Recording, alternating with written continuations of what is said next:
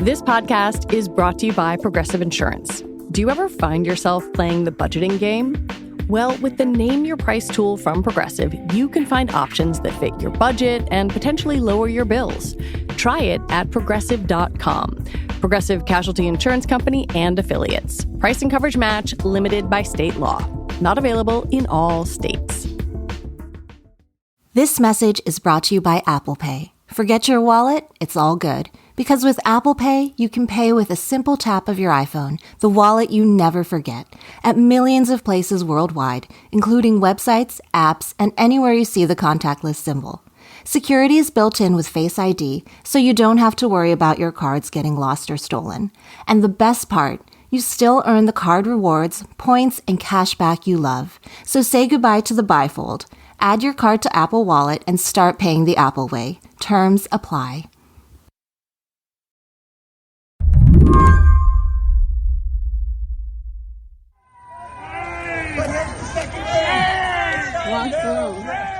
On Thursday night, guests at President Trump's pay-to-play meme coin gala were greeted by a crowd of protesters outside. Former NBA player turned crypto guy Lamar Odom posted a video of himself walking into the Trump National Golf Club in Virginia, past signs saying "No Kings" and "Stop the Crypto Corruption." Odom was one of the top 220 buyers of Trump's meme coin, and because of that, he got to party with the president. So did Chinese crypto billionaire Justin Sun, who posted a video from inside the event. Currently, I'm at the VIP lounge waiting for the president to come with everybody. Sun was charged by the Securities and Exchange Commission in 2023 for fraud and market manipulation. This fall, he invested millions in one of the president's other crypto ventures, and come February, the Trump SEC asked a court to pause the lawsuit against him. According to the Washington Post's analysis, Trump-affiliated businesses have gotten $312 million from crypto sales and $43 million in total fees since the Trump coin debuted in January. Why didn't you tell me that? I would have worn a tuxedo. I just want to tell you it's an honor to be with you. You know, we've been pushing the market of crypto and Bitcoin and all of it, everything. And I do it for a reason, not for me. I really do it because I think it's the right thing to do. We can't know exactly who went to the dinner unless they identify themselves. The Trump coin leaderboard only lists their usernames and crypto wallet addresses. Some may be foreign nationals who can't legally donate to a U.S. campaign, but they can buy the president's crypto.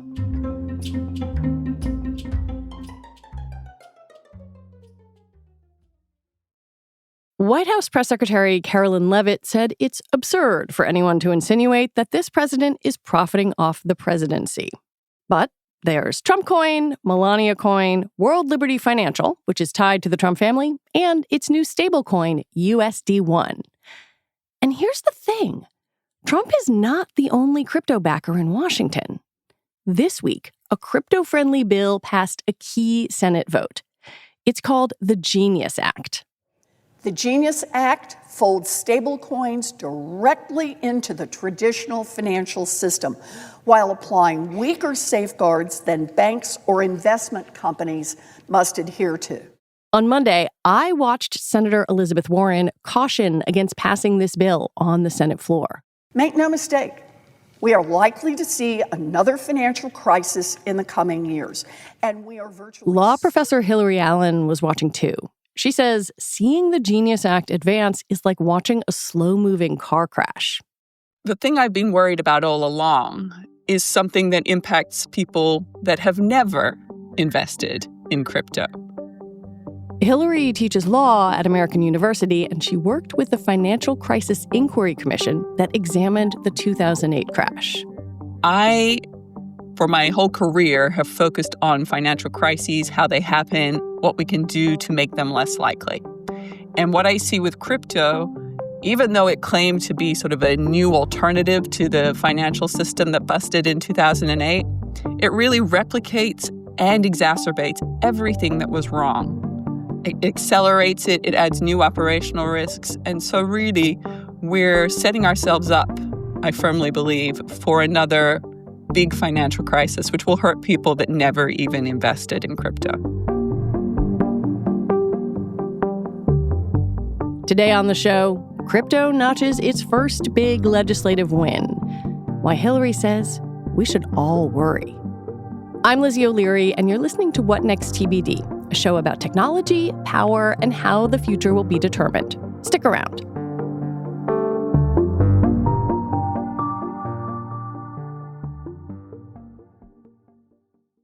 This message is brought to you by Apple Pay. Forget your wallet? It's all good. Because with Apple Pay, you can pay with a simple tap of your iPhone, the wallet you never forget, at millions of places worldwide, including websites, apps, and anywhere you see the contactless symbol.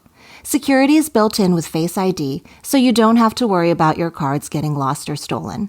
And the best part, you still earn the card rewards, points, and cash back you love. So say goodbye to the bifold. Add your card to Apple Wallet and start paying the Apple way. Terms apply. This podcast is sponsored by Udacity. You might be wondering how certain people are landing tech jobs with high-earning salaries, unlimited PTO, remote work, and free lunch. Well, learning the skills the companies need can help you get there. Udacity is an online learning platform with courses in AI, data, programming, and more. With Udacity, you're not just passively watching videos or reading articles. You're doing practical exercises and projects that prepare you for the job you want. That's why 87% of Udacity graduates say that they achieved their enrollment goal. With real-world projects and human experts that grade your work, you'll truly get the skills you need. When you have a certification from Udacity, recruiters and employers take notice. So for a better job, better salary, and better skills, check out Udacity today. The tech field is always evolving, and you should be too. You can try Udacity risk-free for 7 days. Head to udacity.com/TBD and use code TBD for 40% off your offer. Once again, that's udacity.com/TBD for 40% off, and make sure you use promo code TBD.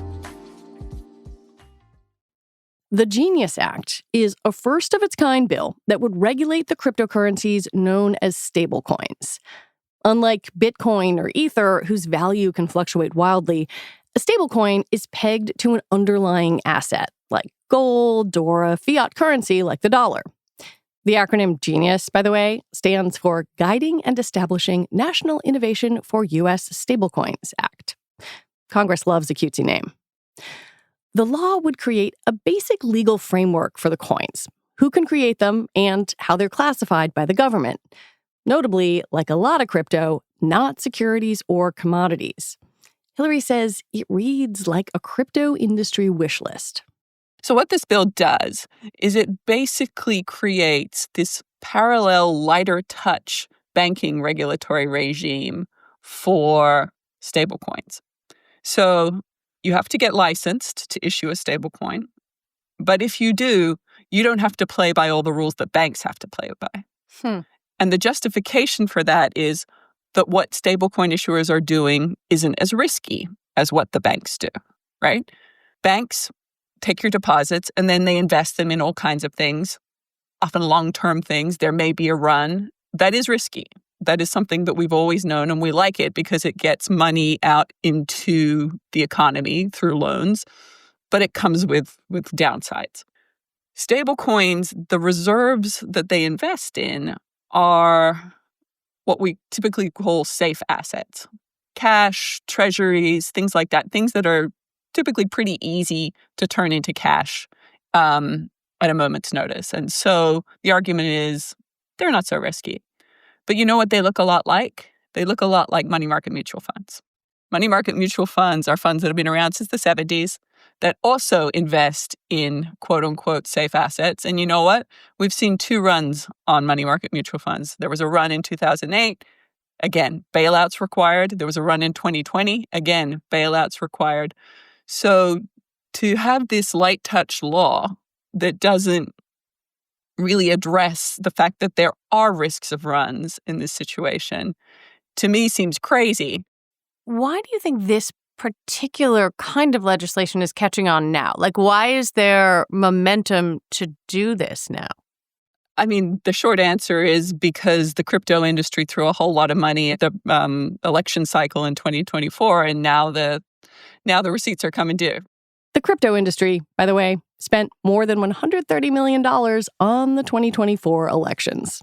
The crypto industry really has failed to get the penetration that it wanted. So a recent survey came out from the St. Louis Fed that said that fewer than 5% of Americans own crypto, right? And of them, fewer than half have more than $3,000 worth of crypto. So this is not something that has gained huge penetration in the United States.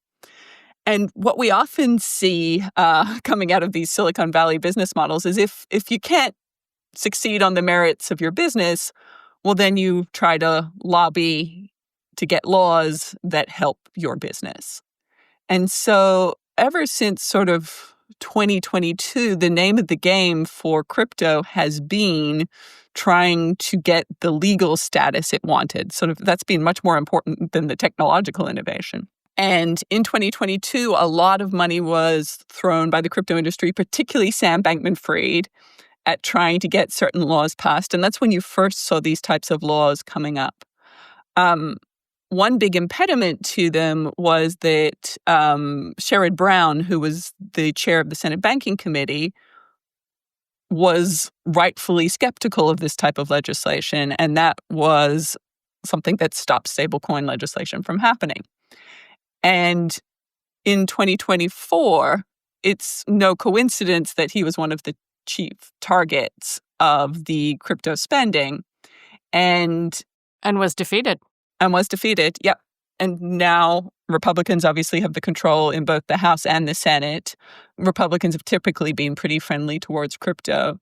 There are also very friendly crypto Democrats. And with all of them together and with this sort of sense that it's time, because the crypto industry has sort of paid for this, that this should be the priority. And I think it's worth stepping back and thinking about that for a second.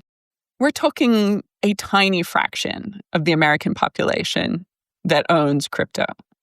We're talking about a country with so many big problems that need to be solved. And the fact that this is the only thing that Congress can really get together and move on in a bipartisan way is frankly pretty damning.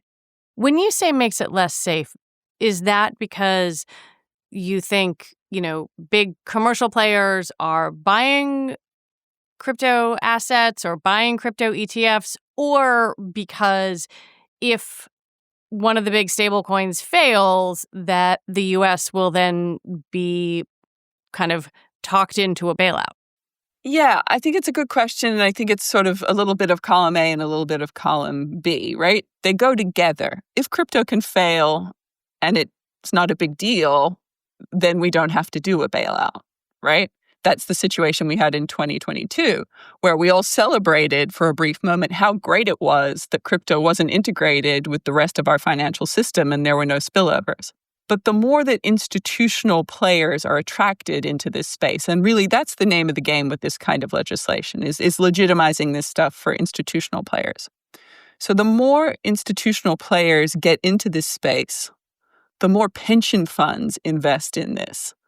The bigger it gets, the more interconnected it gets with the other parts of our financial system, the more inevitable it is that there will either have to be bailouts or people losing their pension funds when the crypto industry busts.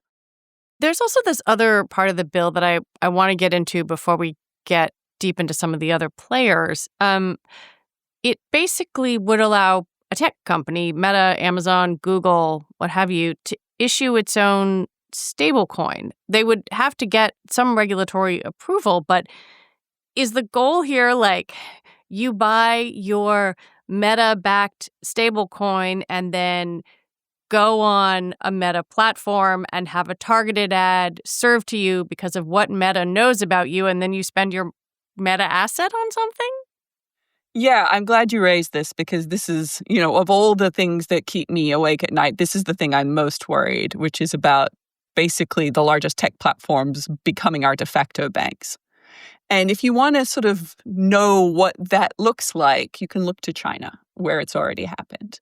So you have things there like Alipay and WeChat Pay being sort of they're just financial wallets. They're not even stable coins, right? They still have to be linked to a bank account somewhere. What we're offering up with this legislation is the opportunity for these tech platforms to cut the banks out entirely, right? So you buy your stable coin, you keep your stable coin, in a wallet on that platform. The idea is to keep you on the platform as much as possible, right? If you can pay within the platform, you never have to leave, you never have to log out. They have all the data about what you're paying for things, and that's really important data. This sounds like Elon Musk's Everything app idea. Funny you should mention that, because there's, I think, an exception tailor written for Elon Musk in this statute. So you mentioned that it's not a complete free-for-all for the big tech platforms to offer a stable coin. They have to get approval from a small committee of government officials. And I think in this current administration, that's a fait accompli probably that would be given. But in a future administration where it might be a little harder to convince the authorities, that committee only weighs in if the stablecoin is offered by a publicly traded company. So if you are private, for example, X, then you don't have to worry about that. Oh, wow. Yeah. When we come back, sure, the Trump administration wants this bill, but so do several high-profile Democrats.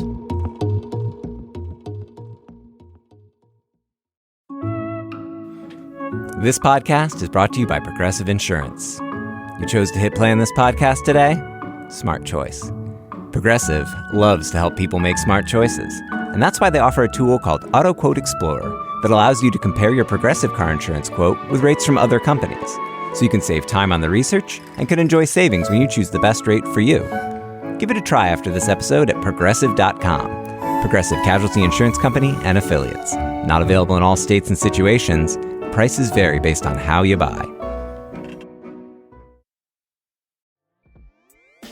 This episode is brought to you by Outshift by Cisco. While single agents can handle specific tasks, the real power comes when specialized agents collaborate to solve complex problems. But there's a fundamental gap. There is no standardized infrastructure for these agents to discover, communicate with, and work alongside each other. That's where Agency comes in. The Agency is an open-source collective building the Internet of Agents, a global collaboration layer where AI agents can work together. It will connect systems across vendors and frameworks, solving the biggest problems of discovery, interoperability, and scalability for enterprises. With contributors like Cisco, Crew AI, LangChain, and MongoDB, Agency is breaking down silos and building the future of interoperable AI. Shape the future of enterprise innovation. Visit agency.org to explore use cases now. That's agntcy.org.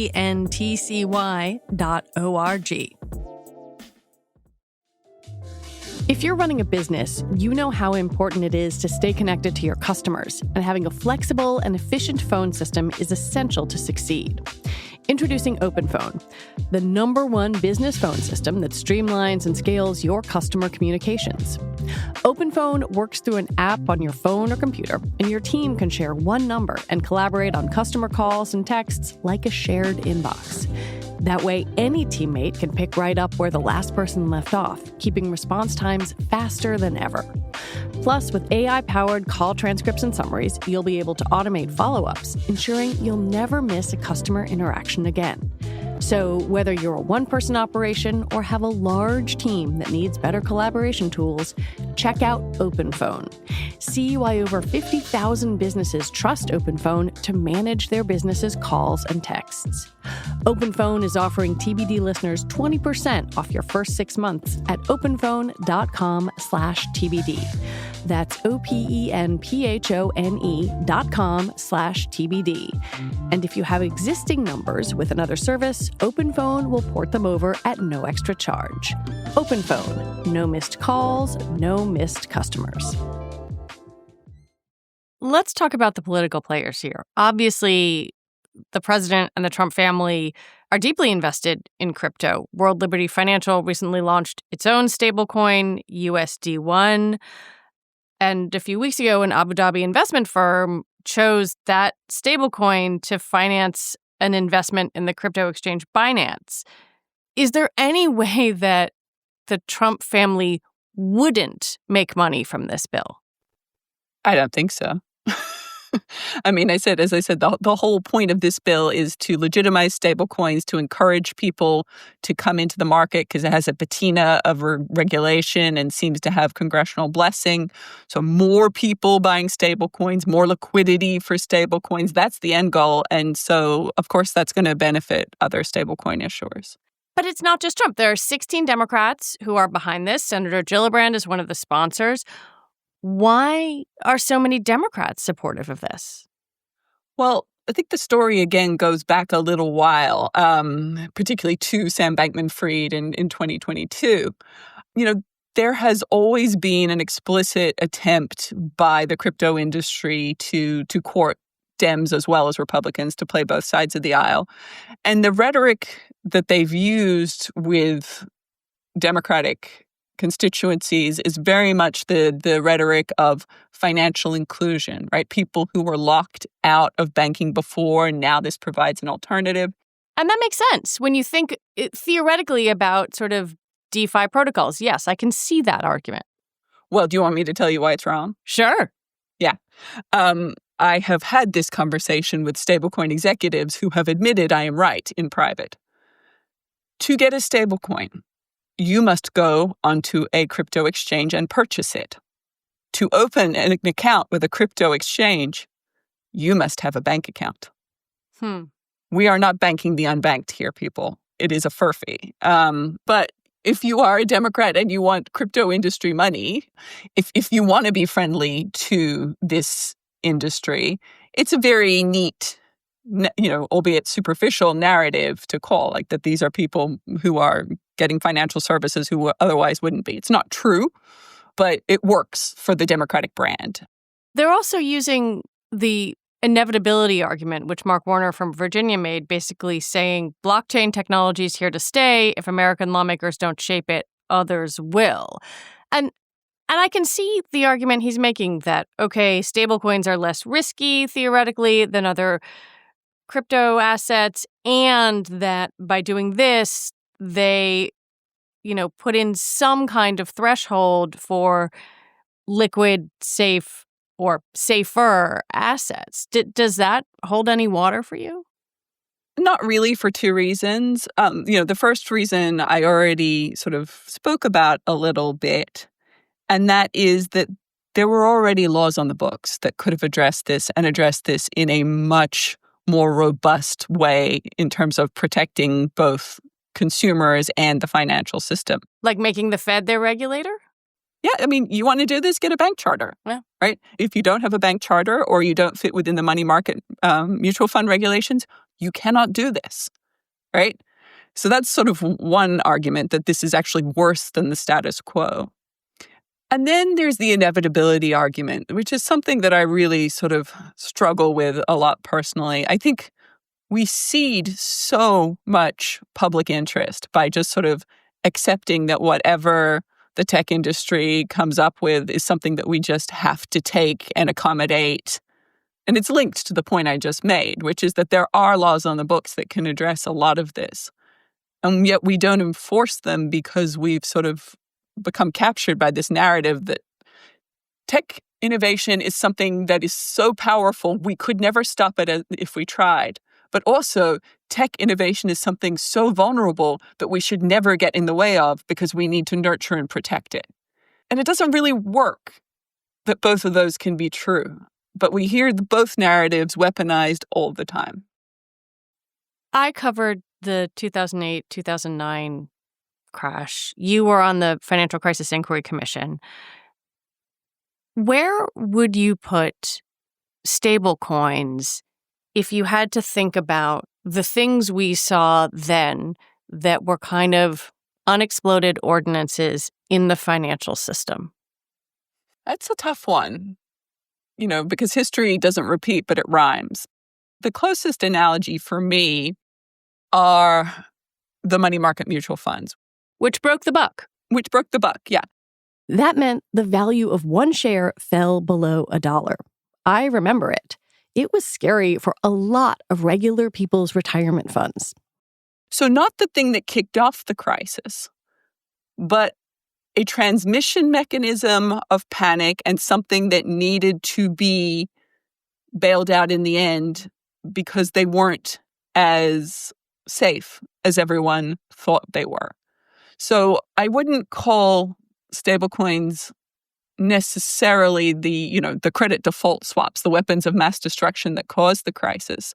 But I would point out that for a problem in the crypto industry to actually have ripple effects, it has to get big and interconnected with the rest of the financial system. And the stablecoins are the mechanism for doing that. So even if they're not the trigger for a future crisis, they are both a transmission belt of problems and a prior factor that's likely to make that crisis a bigger deal. Hilary also points out that stablecoins are not always so stable. The stablecoin USDC was initially pegged to the dollar, but the company that issued it held its reserves at Silicon Valley Bank. When the bank collapsed in 2023, the value of one USDC share, which was supposed to stay at $1, fell below 87 cents. So they're not that safe. And one thing that I think is really interesting on this point is that people say, well, okay, they lose their peg all the time and no one has run yet. And my answer to that is, I think that's because right now the way people look at stable coins is that you either use them for illegal payments or you use them as an on-ramp or off-ramp for crypto speculation. You don't treat them like your money. But what this bill does is it's sort of broadcasting to Americans, this is a safe money substitute. Once it becomes treated as money by people, then even the smallest depegging can be enough to cause people to freak out. So if you're someone who's listening to this who's like, I don't care about crypto, that's for tech guys, I'm not going to put my money in that, you could still get burned. Yeah. What should people do if they hear what you say and they're terrified? Well, I mean, there's two things.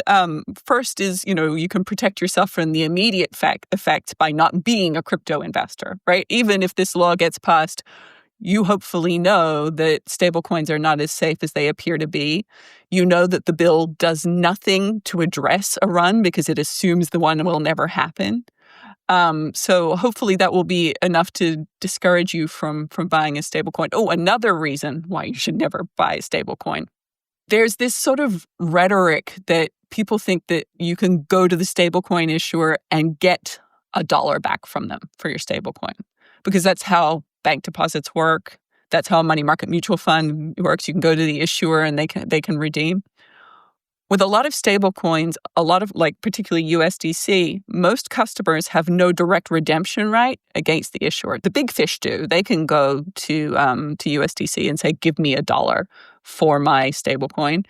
But for average Joes, you're restricted to selling on an exchange. And if people don't want to buy it from you from $1, you're not going to get $1 for it, even if it has the reserve of assets there.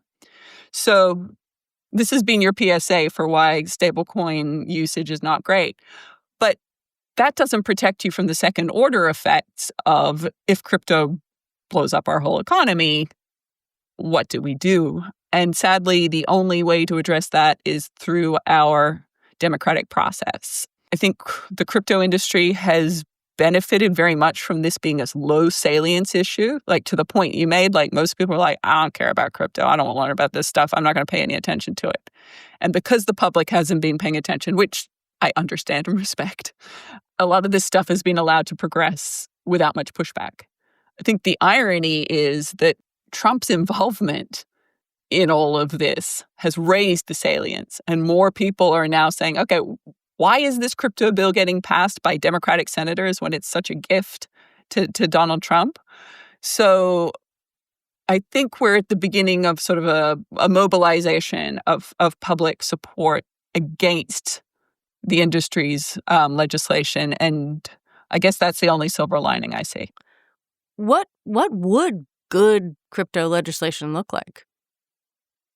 Well, I mean, I testified on before the Senate Banking Committee after the fall of FTX, and I was asked, I think by Senator Van Hollen, if you were queen for a day, what would you do?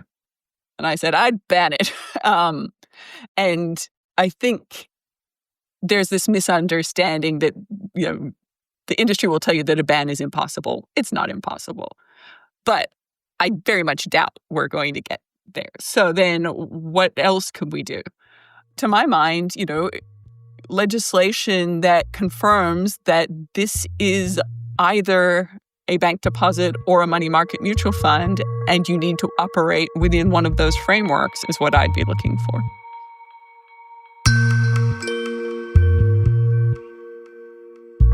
Hilary Allen, thank you so much for coming on and for talking with me. It's been a pleasure. Thank you for having me.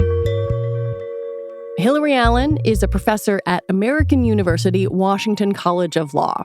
She's also the author of Driverless Finance, FinTech's Impact on Financial Stability.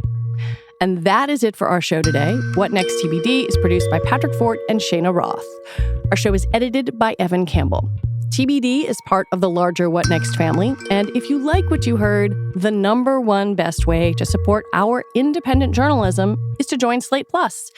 You get all your podcasts, including this one, ad-free, and no paywall on the Slate site. Just head on over to slate.com/whatnextplus to sign up. We will be back next week with more episodes. I'm Lizzie O'Leary. Thanks for listening.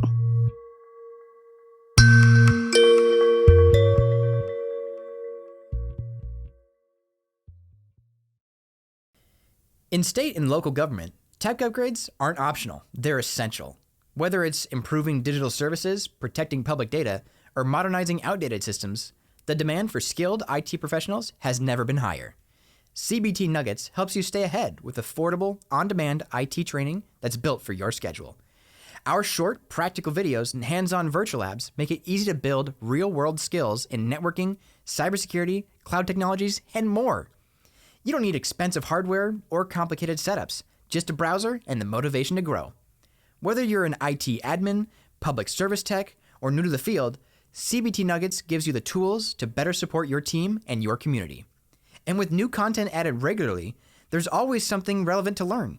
Join thousands of learners who are upgrading their skills and advancing their careers. Start your 7-day free trial today at cbtnuggets.com. Because smarter tech skills don't just help you, they help your whole community succeed. I'm Leon Nafok, and I'm the host of Slow Burn, Watergate.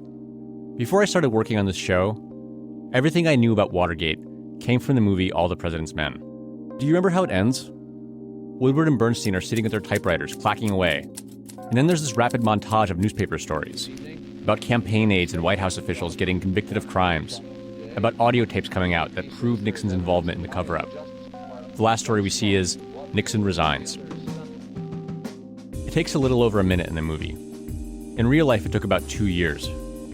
5 men were arrested early Saturday while trying to install eavesdropping equipment. It's known as the Watergate incident. What was it like to experience those 2 years in real time?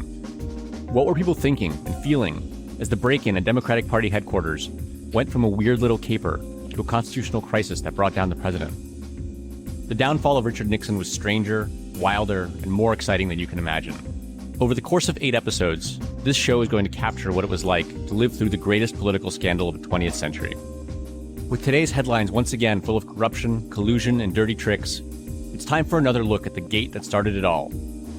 Subscribe to Slow Burn now, wherever you get your podcasts.